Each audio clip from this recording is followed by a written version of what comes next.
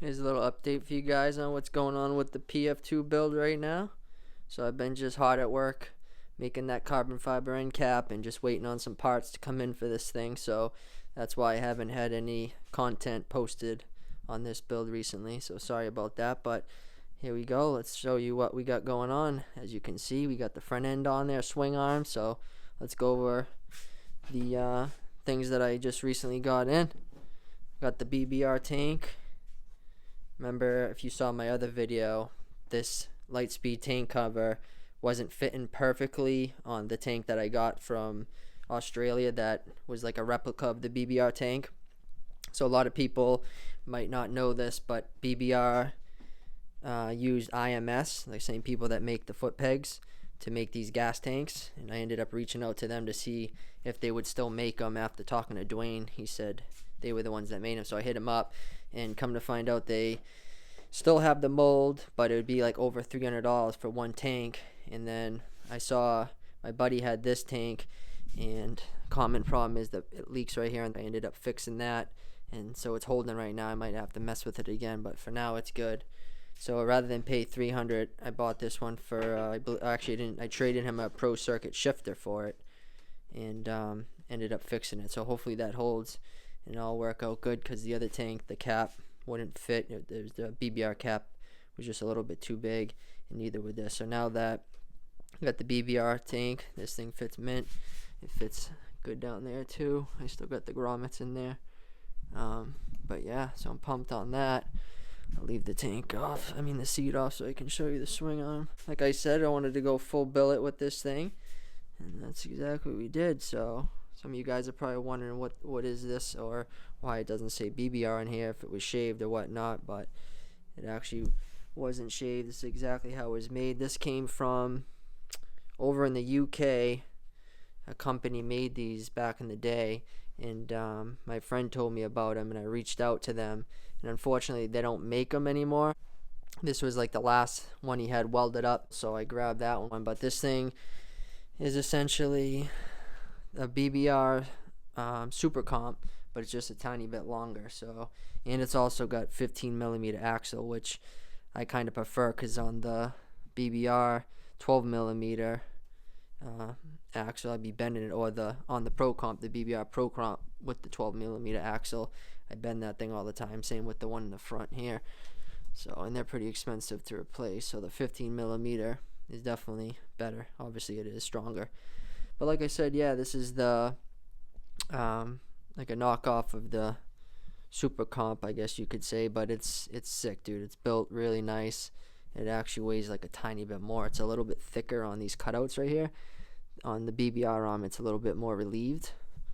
I actually have one up here. This is from my MM12P. So here's the BBR real deal. But like, if you put your fingers right here, it's really thin. So this one's just a little bit lighter, which in my opinion is good. I would rather have it. They're super strong anyway. I've never even bent or messed up a slow racer one, and that's China. So this is made from 6061 aluminum, the same thing that the BBR swinger is made from, so I don't think I'll have a problem with that.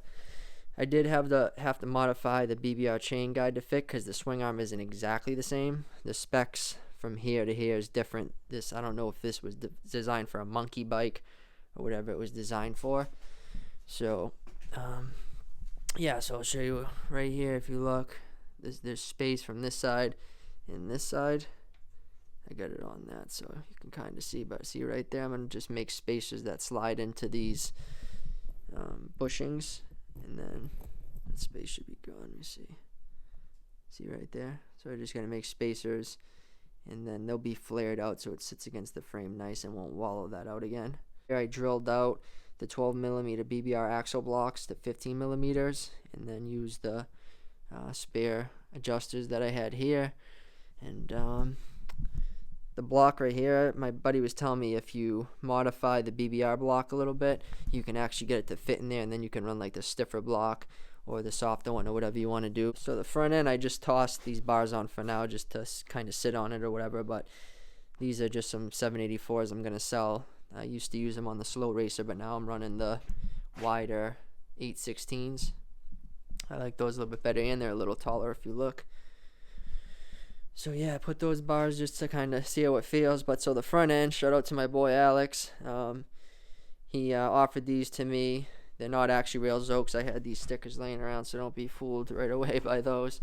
But these actually are the knockoff Zokes, and they're something cool I found out about them after I got them and kind of measured them out. Not only I knew about it having a 15mm axle, which I prefer because, like I just said, I bend them all the time on there.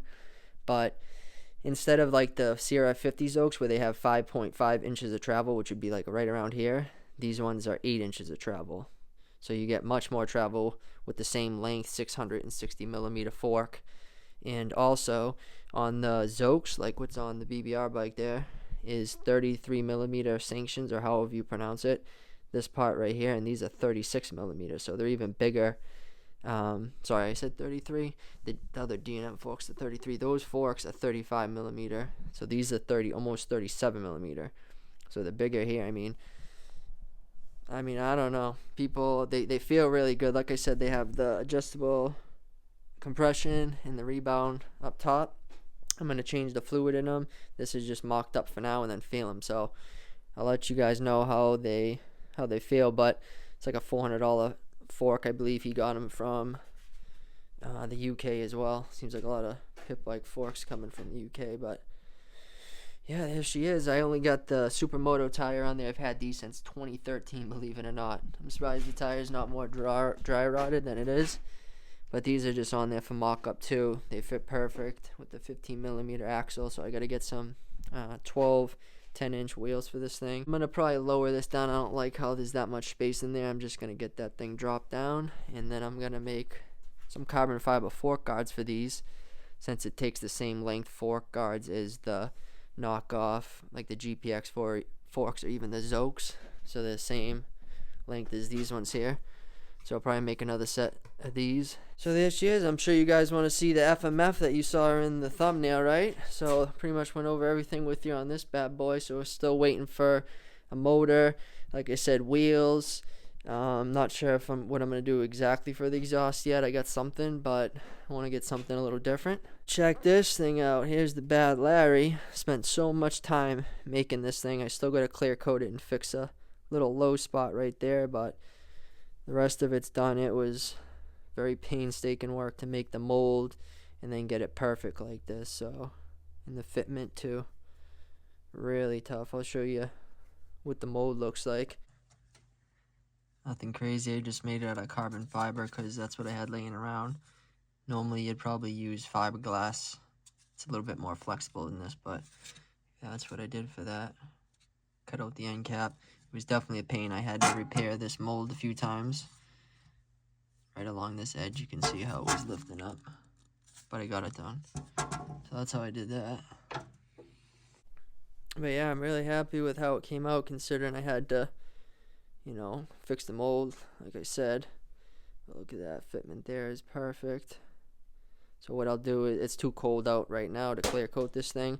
But what I'm going to do is use automotive clear coat, 2K clear coat, and then clear it on here because I already put it on and stuff, fitting it up. I was like, it fits so perfectly.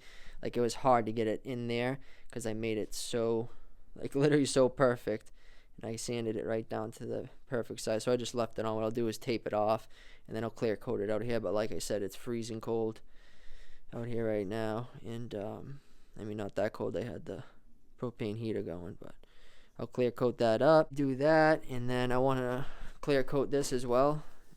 So I'll do all those pieces together and then wait for some more parts to come in for this thing, and it should be looking sick. I got the plastics, the rest of the plastics for it right there.